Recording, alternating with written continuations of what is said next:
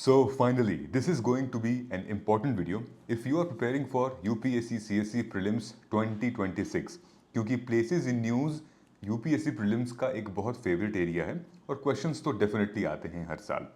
So last month we have done the places in news for June. अगर आपने नहीं देखी होगी तो प्लीज़ जाके इसी चैनल पे पहले तो आप सब्सक्राइब कर लीजिएगा और फिर जाके जून के मंथ की इस प्लेसेस इन न्यूज़ की वीडियोस को देखिएगा.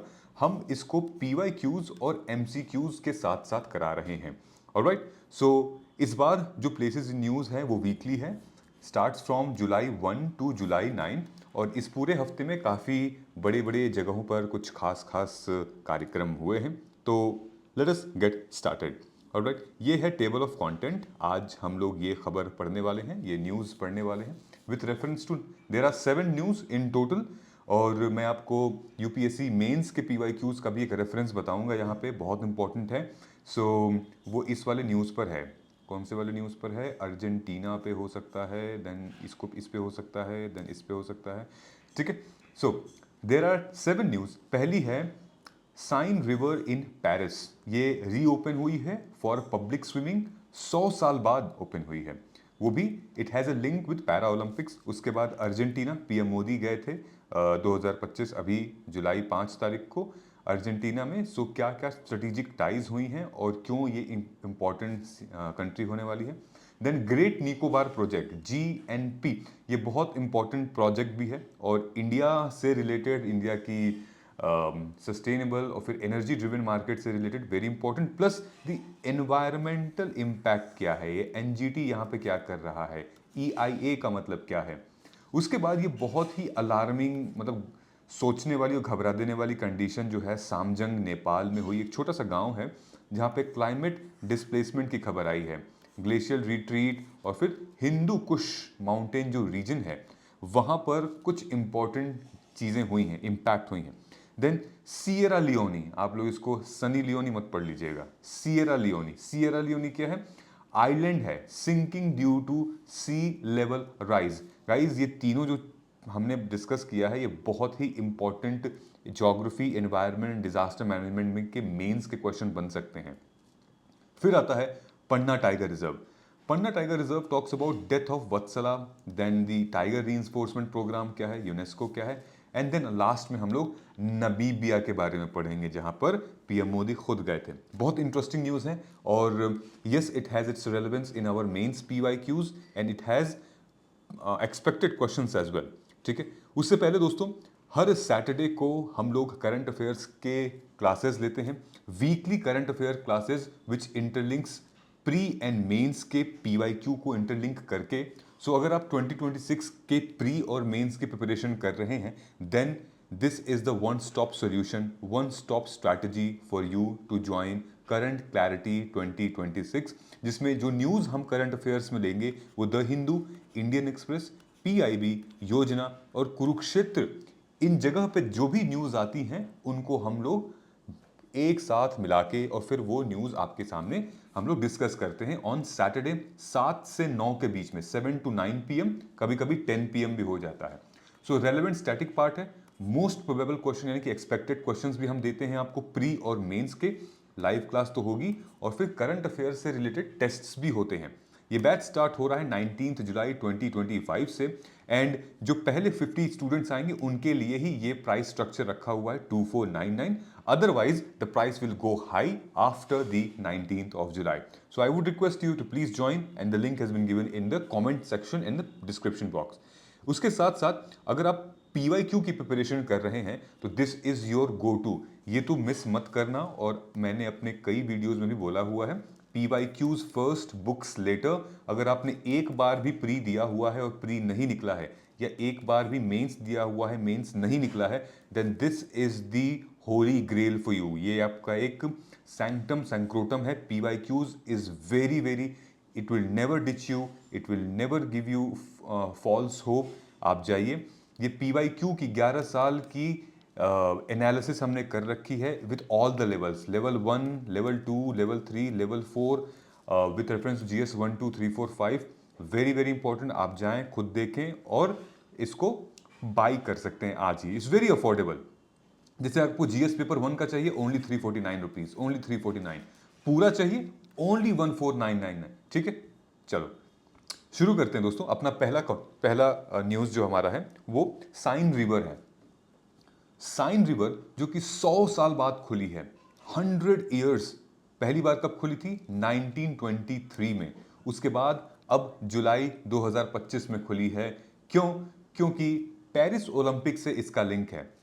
रिसेंटली इस नदी को साफ भी किया गया है और पेरिस ओलंपिक के टाइम पे इसको साफ करने की जरूरत की गई और फिर इसको खोला गया था। सो एक बहुत ही हिस्टोरिकल है for people of Paris and the entire Europe, और थोड़ा बहुत यहाँ पर एक नॉस्टैल्जिक फीलिंग भी आती है।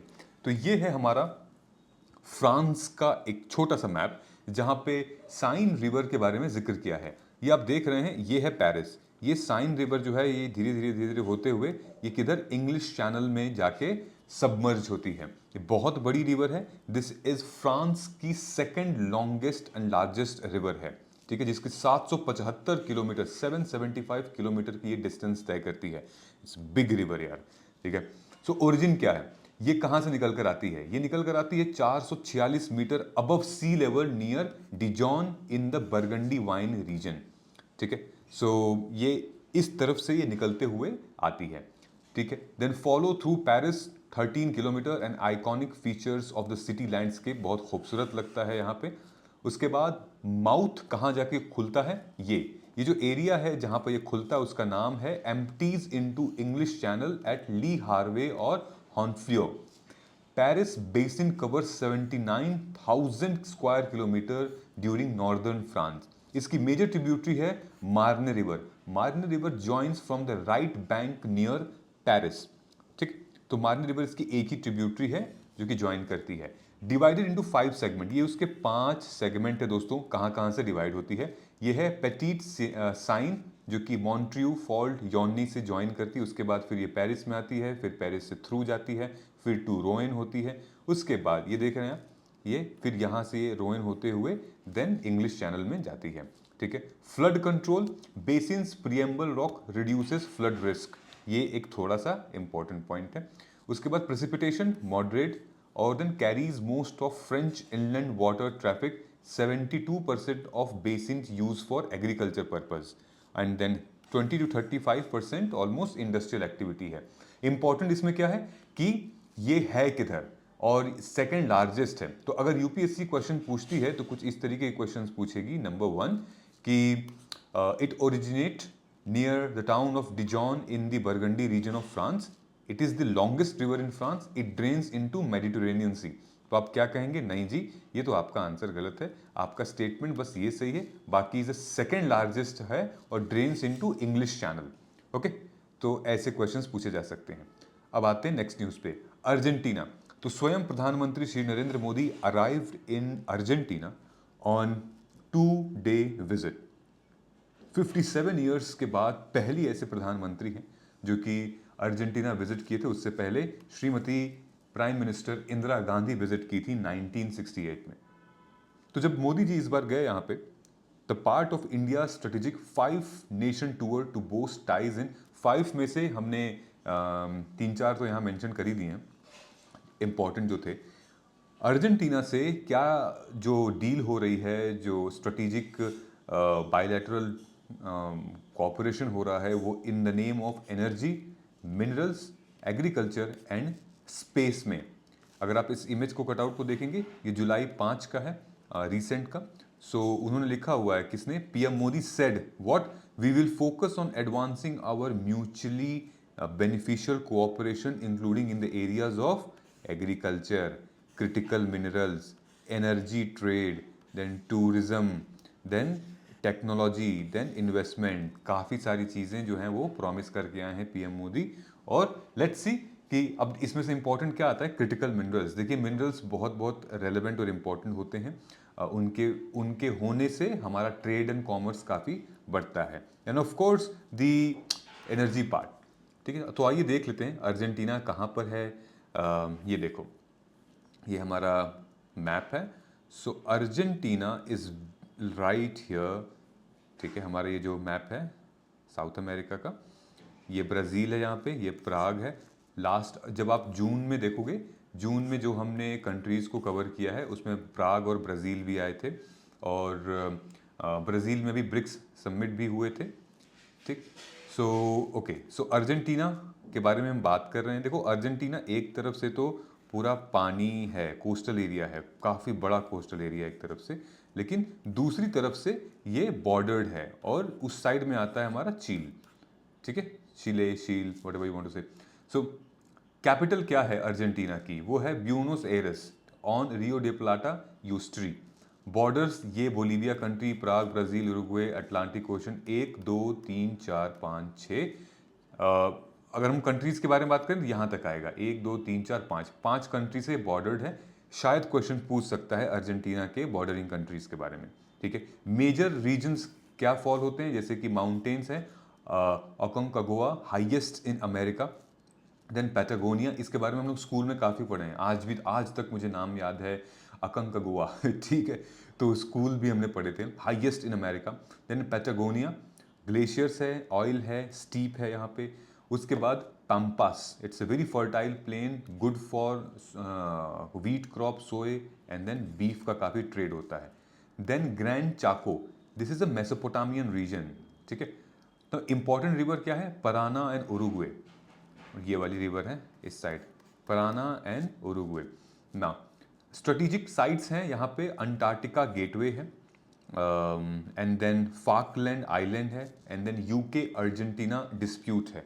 Okay, so these are the few important things. Now India के पर्सपेक्टिव में ये lithium, so Argentina is a part of lithium triangle. ठीक है, ईवी बैटरी का यहाँ रेलेवेंस है। तो आप ये देखिएगा कि लिथियम ट्रायंगल मेंबर में एक तो अर्जेंटीना है, दो और कंट्रीज कौन कौन सी हैं ये आपको कमेंट करके बताना है। ठीक, then cooperation in the term of space, agriculture, pharma, ये shared vision of south cooperation. ठीक, so that's the importance of Argentina here. Now अगर क्वेश्चन हमसे पूछ रहा है कि consider the following statement about Argentina, it shares a land border with Colombia, the Pampas region of Argentina is known for its fertile plain supporting wheat and beef production. Then the city of Ushuaia is Argentina is often referred to as a gateway to Antarctica. क्या ये सही है? Only the B is सही, यानी कि 2 3 सही है। Land border जो हैं वो Argentina doesn't share land border with Colombia. अगर आपने यहाँ देखेंगे तो ये है, कोलंबिया तो यहाँ है ही नहीं। ठीक है, now the next question is of course the Great Nicobar. So recently क्या हुआ कि यहाँ पर environmental impact assessment हुआ है, जिसको हम लोग EIA भी कहते हैं। अगर आप हमारे GS पेपर 3 के environment के सिलेबस को देखोगे तो यहाँ पे लिखा हुआ है environmental impact assessment। ये इतना important और इतना बड़ा टॉपिक है कि आप इसको इग्नोर करेंगे तो आप एक श्योर शॉट क्वेश्चन मेंस में मिस कर सकते हैं, जो कि कोई बुद्धू ही होगा जो इसको मिस करेगा। मैं आपको बताता हूं कैसे। ठीक है, तो हुआ क्या है कि ये लोग जो हैं वो लगभग ग्रेट निकोबार इंफ्रास्ट्रक्चर प्रोजेक्ट को लॉन्च करने के लिए इन्वायरमेंटल इम्पैक्ट असेसमेंट कर रहे थे, और ये प्रोजेक्ट जो है वो लगभग 72,000 करोड़ का है। जी हाँ, 72,000 करोड़ रुपीस का ये प्रोजेक्ट है। और this project has got lot of things, मतलब यहाँ पे it talks about your huge infrastructure.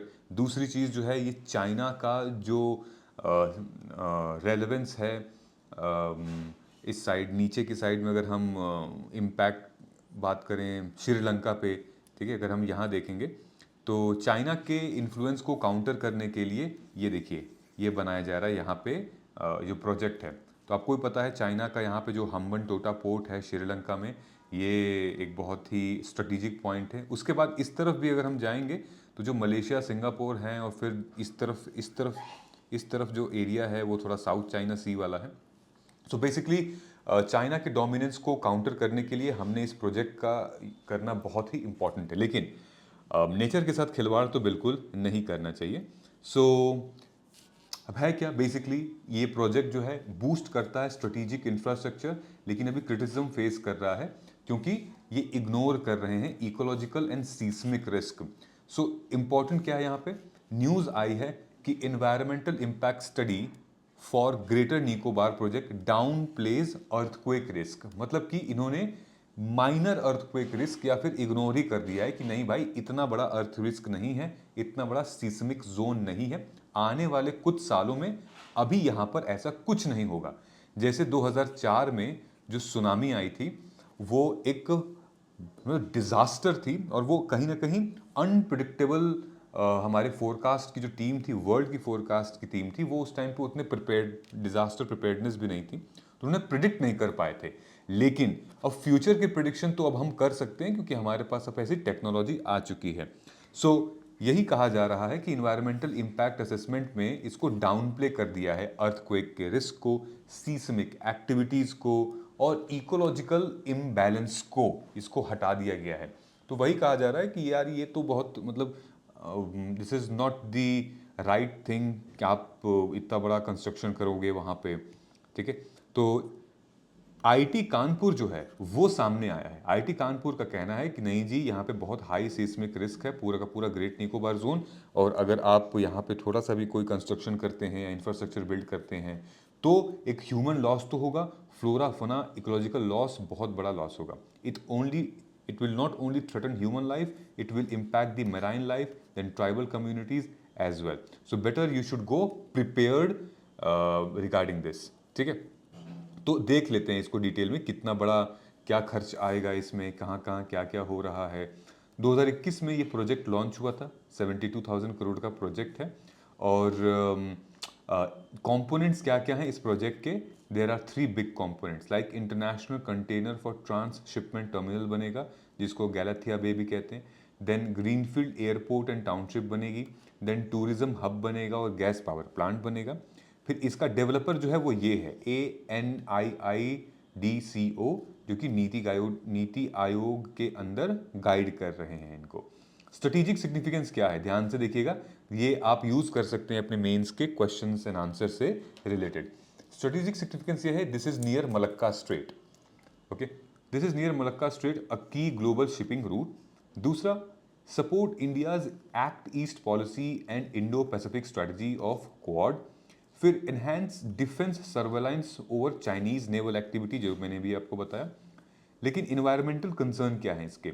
देखो, अगर ये प्रोजेक्ट होता है तो लगभग 10 मिलियन ट्रीज का डिफॉरेस्टेशन होगा, हटा दिया जाएगा, जिसकी वजह से हमारे काफ़ी मेराइन जो एनिमल्स हैं और फ्लोरा फोना अफेक्ट होगा। For example leather back turtle, coral leaves and biodiversity का काफ़ी दिक्कत होगी, ठीक है। तो यहाँ पे wild life sanctuary D notified, ये गैलाथिया बे में वाइल्ड लाइफ सेंचुरी है जो कि अभी भी डी नोटिफाइड है। Then compensatory afforestation in non ecological zone, मतलब कि आपको अगर ये करते हैं तो आपको किसी न किसी स्टेट डिस्ट्रिक्ट में आपको एफॉरेस्टेशन करना पड़ेगा, कॉम्पनसेट करना पड़ेगा इसकी जगह, क्योंकि आप इतना बड़ा 10 मिलियन ट्रीज निकाल रहे हैं, हटा रहे हैं, जो कि एक तरीके से लंग का काम करता है। तो इसकी बजाय में किसी और स्टेट में, सिटी में आपको ये एफॉरेस्टेशन करना पड़ेगा, ठीक है। अच्छा, ये क्या है? Seismic risk. तो आईटी कानपुर ने बताया है कि ये रीजन जो है वो प्रोन है अर्थक्वेक के, जिसकी magnitude should be greater than 7.5, और 7.5 बहुत ह्यूज मैग्नीट्यूड होता है, जैसे कि 2004 में, जैसे कि गुजरात के भुज में आया था, वो बहुत हैवी मैग्नीट्यूड था, ठीक है। तो हर 80 से 120 साल के अंदर इतना बड़ा एक मैग्नीट्यूड आता ही आता है, ठीक है। नाउ दिस इज अनस्टेबल, ठीक है। So historical tsunami evidence from sediment studies. Tribal और लीगल इश्यूज इसके क्या क्या हो सकते हैं? When you will see here, inhabited by Shompens, जो कि पर्टिकुलरली वुलनरेबल ट्राइबल ग्रुप हैं, जो कि निकोबारीज ट्राइब कहते हैं इसको। It also violates the tribal rights. Shekhar Singh commission 2002 की गाइडलाइंस यही सजेस्ट करती है। Lack of free, prior and informed consent, ठीक है। देन सजेस्टेड मेजर्स क्या है? Comprehensive biodiversity and seismic studies, respect tribal मतलब इंडिजीनियस राइट्स, देन इंडिपेंडेंट ये, एंड देन क्लाइमेट रेजिलियंस। देखो दोस्तों, इन्वायरमेंटल इम्पैक्ट असेसमेंट अपने आप में बहुत ही ज़्यादा इंपॉर्टेंट है।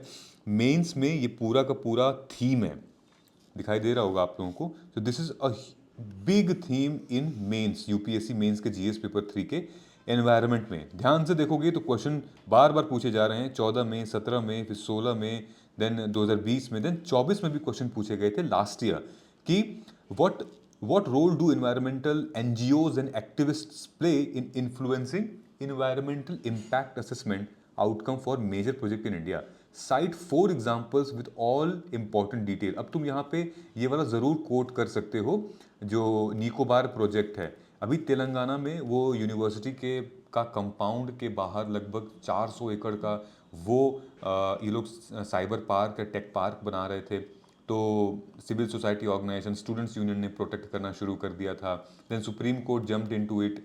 ठीक है, तो ऐसी चीज़ें जो बहुत इंपॉर्टेंट है। 2000 देखो 2020 में क्या बात की है, how does draft of environmental impact assessment notification differ from 2020 से 2006 वाला ड्राफ्ट कैसे डिफर है।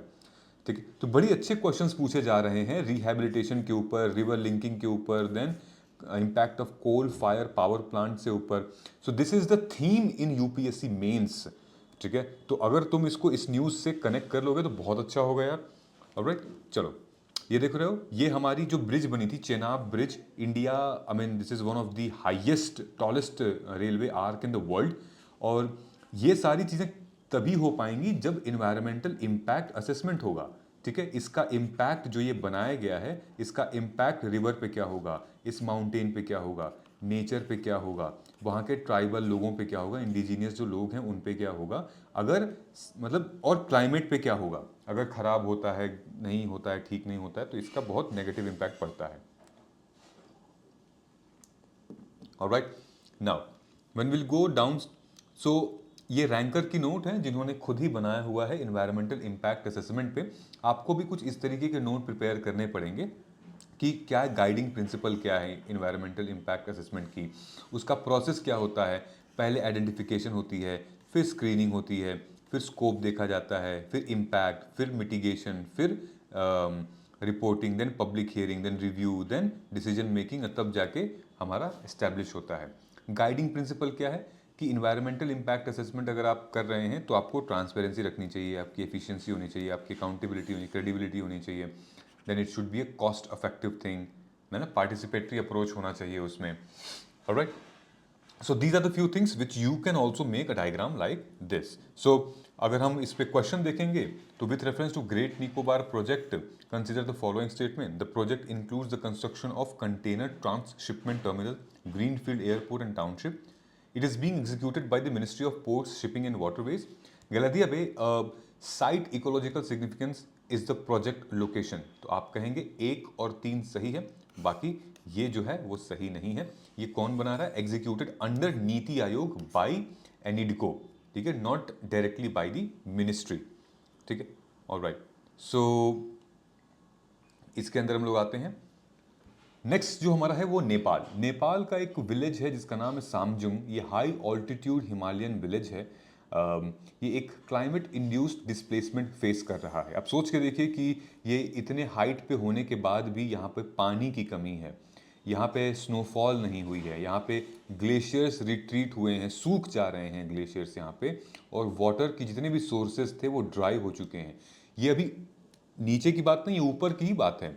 सो हिंदू कुश हिमालय रीजन में ये समजोंग जो विलेज है नेपाल में, ये अपने आप में बताता है कि कैसे क्लाइमेट इंड्यूस्ड डिस्प्लेसमेंट हो रही है। क्लाइमेट की वजह से लोग छोड़ छाड़ के बाहर नीचे चले जा रहे हैं या दूसरे जगह चले जा रहे हैं, जिसकी वजह से एक ध्यान जाने की ज़रूरत है कि that how vulnerable the mountain ecosystem which are warming faster than the low lands.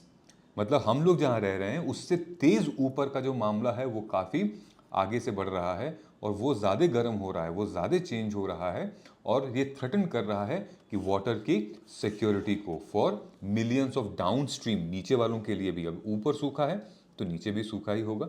सो की पॉइंट्स क्या है यहाँ पे। सो अगर आप इस मैप को देखेंगे ध्यान से, लोकेट करिए कहाँ पे है सामजाओ।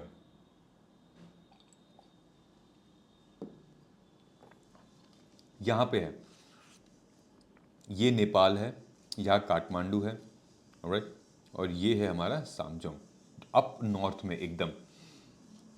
ये पार्ट है हिंदू कुश हिमालय रेंज का, और हिंदू कुश हिमालय रेंज जो स्ट्रेच करती है अफगानिस्तान टू म्यांमार। ये largest ice mass outside the polar region इसको कहा जाता है। The region is environmentally significant as it glacier feeds major South Asian reverse.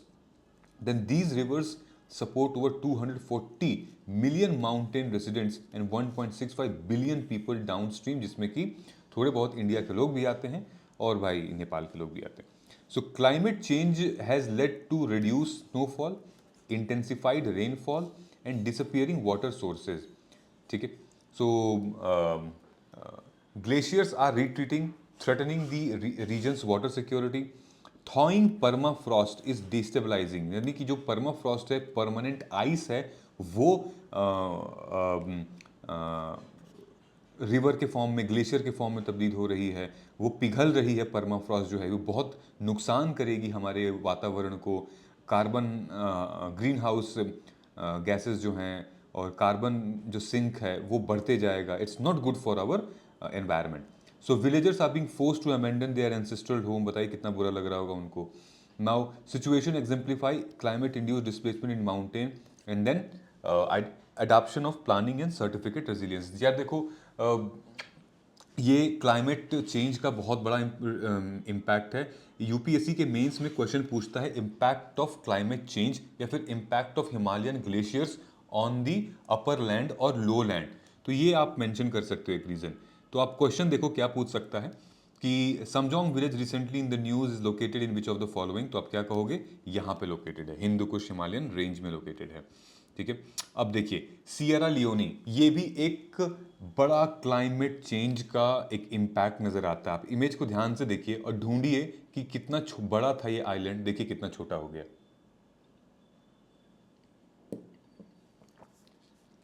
So Sierra Leone Islander despair as rising ocean threatens survival.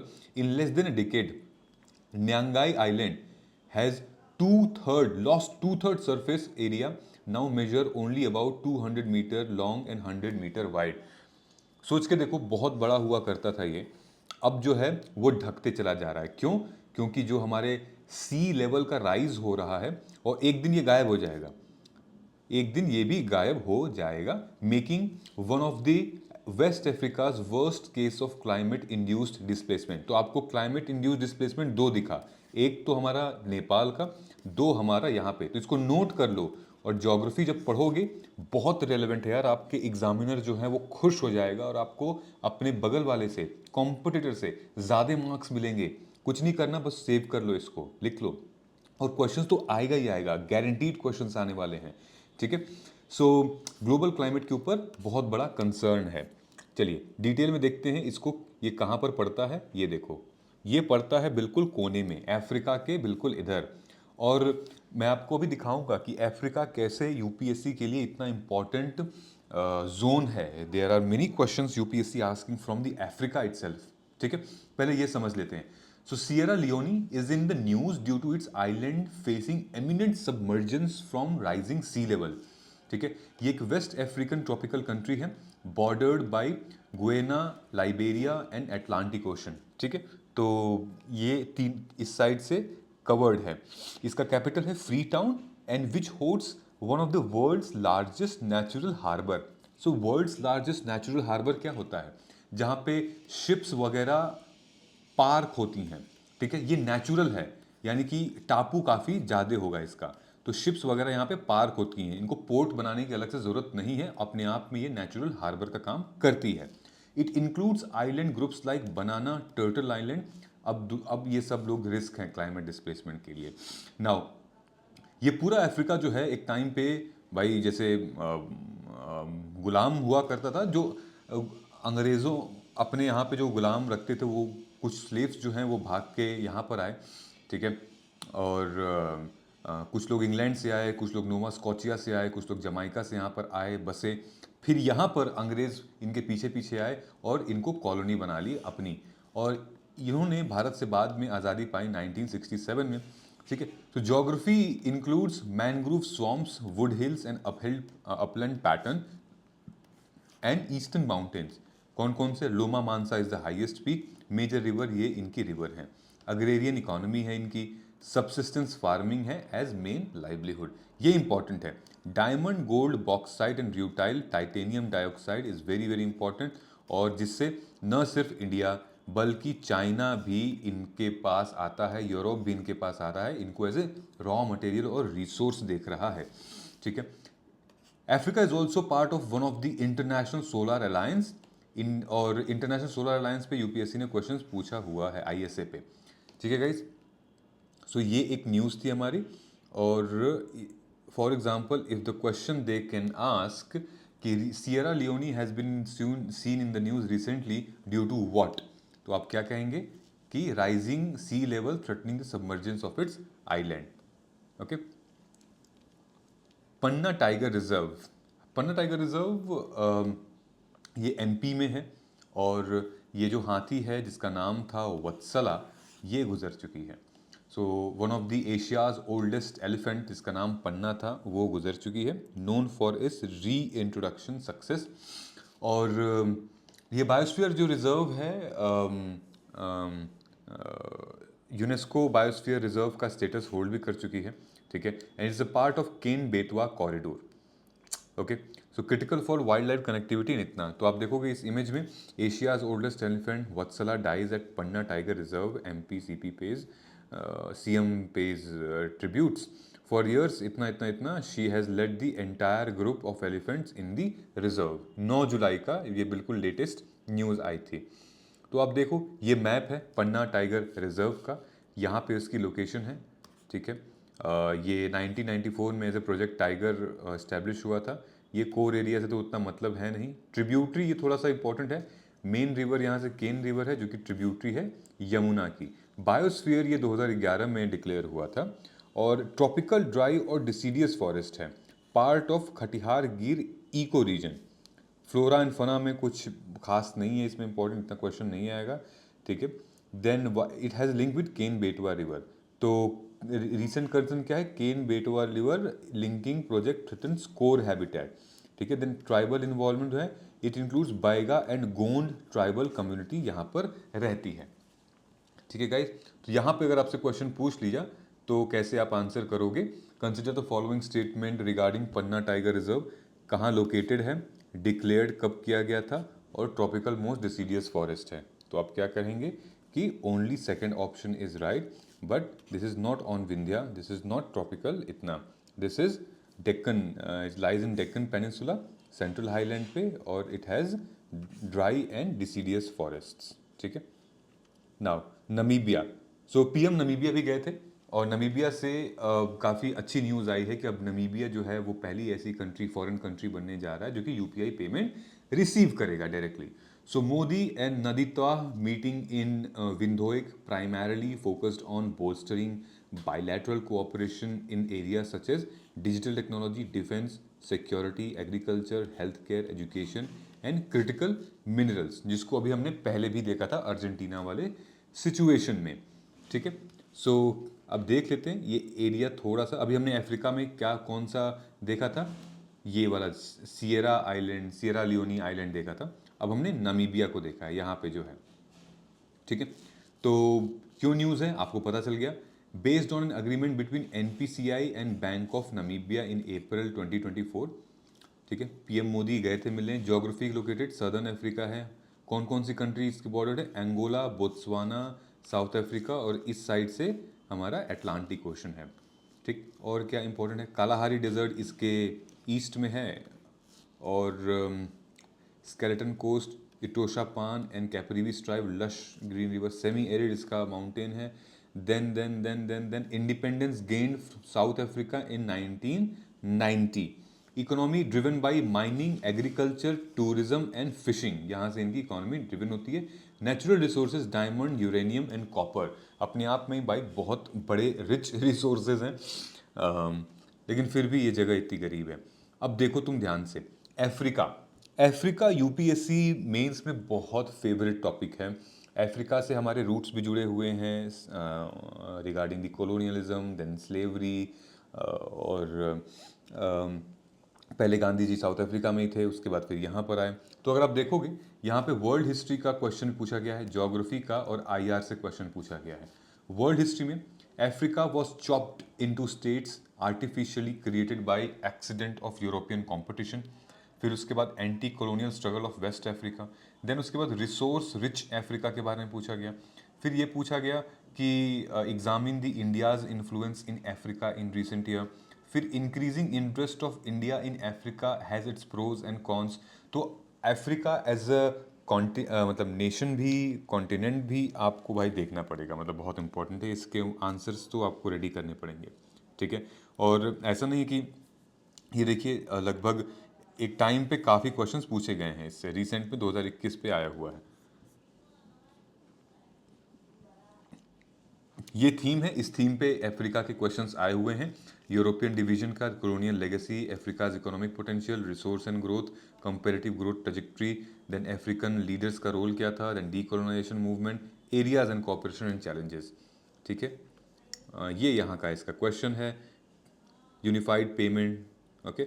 So the UPI is develop and maintain by RBI, ऐसा नहीं है, ये national payment corporation of India, not RBI, ठीक है। So that is it, I think that is for now. So thank you so much guys, I hope कि थोड़ा चीज़ें समझ में आई होंगी आपको। So we will see you in the next session in the weekly places in news analysis. Till the time, thank you so much, do subscribe and जय हिंद, जय भारत।